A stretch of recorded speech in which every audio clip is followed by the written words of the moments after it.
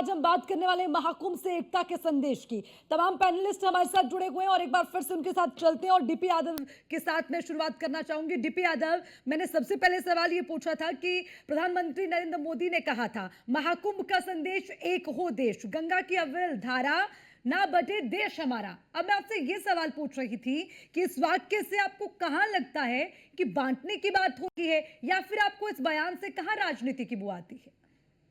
अर्चना जी, सबसे पहले तो मैं आज नव वर्ष के अवसर पर सभी को बधाइयां और शुभकामनाएं देना चाहता हूं। सबका नया वर्ष मंगलमय हो, सबके जीवन में खुशियां आए, संपन्नता।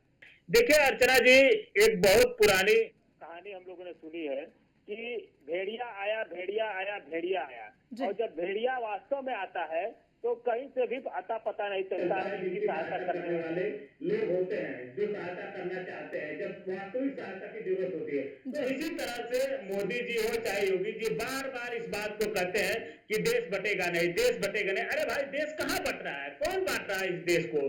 क्या पिछले 10 सालों में जब से केंद्र में भारतीय जनता पार्टी सरकार आई है, तब से क्या देश बट गया है?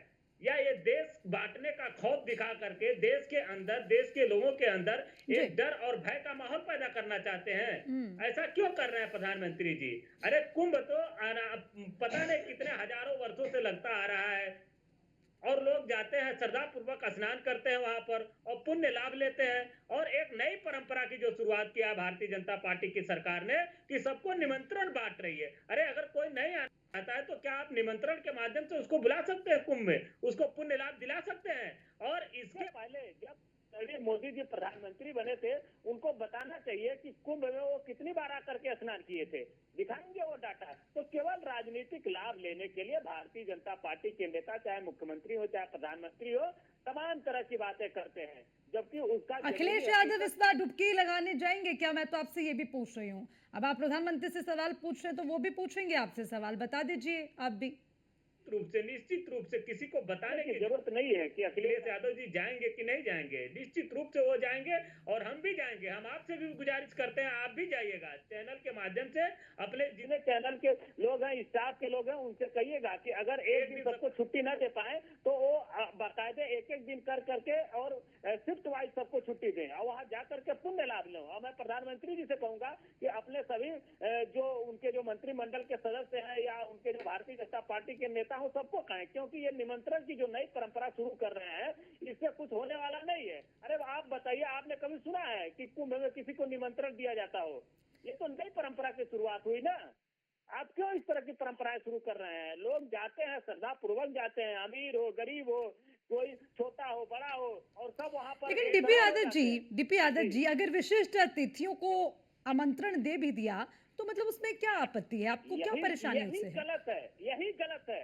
कुंभ में कोई विशिष्ट नहीं है, कोई आम नहीं है, कोई खास नहीं है, सभी वहां पर एक समान है। और मां गंगा के तट पर जाने के बाद किसी प्रकार की विशिष्टता, किसी प्रकार की असमानता, किसी प्रकार की समानता कुछ नहीं रह जाती है। तो उसके लिए तो आप फिर मुख्यमंत्री योगी आदित्यनाथ की सराहना करिए। उन्होंने तो अभी जो प्रोटोकॉल कल्चर है उसको खत्म कर दिया महाकुंभ में। तो उसको तो बढ़ावा दे रहे हैं ना।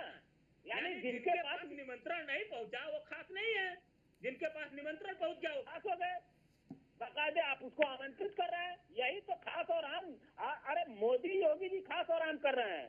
नहीं, मैं कह रही हूँ उन्होंने वीआईपी कल्चर जो रहा है या फिर जो प्रोटोकॉल है उसको जीरो कर दिया ना भाई। मैं तो कह रही हूँ उस पर आप उनकी सराहना करिए। ये आप ये खबर जानते हैं कि नहीं जानते हैं डीपी यादव जी? ये नहीं, हम लोग जानते हैं। वो केवल दिखाने के लिए। अभी भी मोदी जी के मंत्री और योगी जी के मंत्री निकलते हैं तो तमाम रास्ते बंद हो जाते हैं, बैरिकेडिंग हो जाती है, तो लखनऊ में ही रहते हैं। वो केवल कागजों पर और दिखाने के लिए, केवल एक अपना परसेप्शन बनाने के लिए है। आप जब तब डीपी यादव जी, चित भी आपका पट भी आपका, फिर कैसे बात बनेगी? वो कर ले तो दिखावा, ना करे तो करते ही नहीं, फिर आप ये राग अलापते हैं।